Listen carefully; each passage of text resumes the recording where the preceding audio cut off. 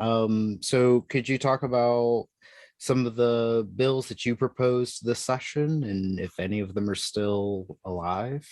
Yeah, actually, I had four bills that I passed out of the House with a cumulative vote total of 345 yes votes and only 15 no votes. Okay.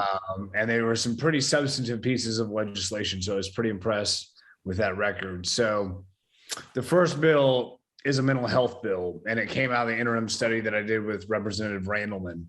And what it does is so right now, if a guardian, if a ward is out there on the streets, is homeless, but has mental health issues and has been ordered to inpatient facility, and somebody has guardianship over that ward, well, that guardian can't call the cops right now and say, hey, go pick up the ward and take her to this inpatient facility.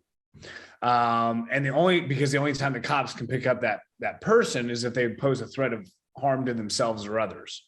So what my bill says is no, the guardian can now apply to the court.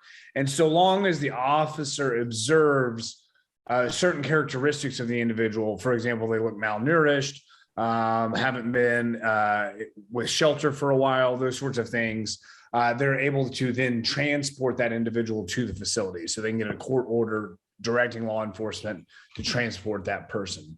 And that came out as a suggestion from the interim study. Another state had done it, and so I just borrowed their language. The next bill is an anti-government graft bill.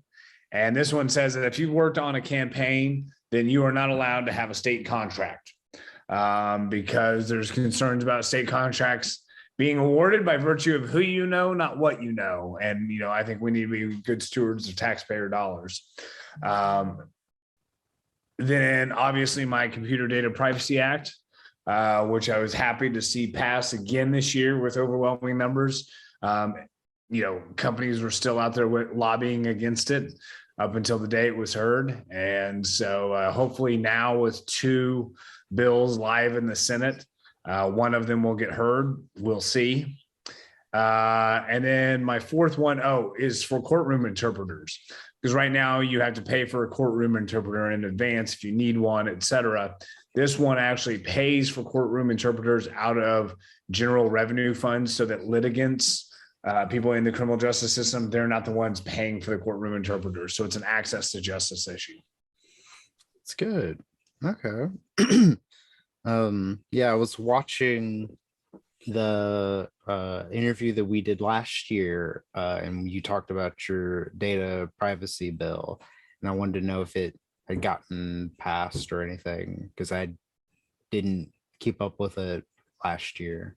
So yeah, you said that it's currently in the Senate right now, or yeah, so it passed last year and went to the Senate and didn't get heard, but because our sessions are 2 terms, it was still alive for this session. So okay. HB 1602 from last session is in the Senate Judiciary waiting to be heard, and then 2969 is waiting for assignment into the Senate.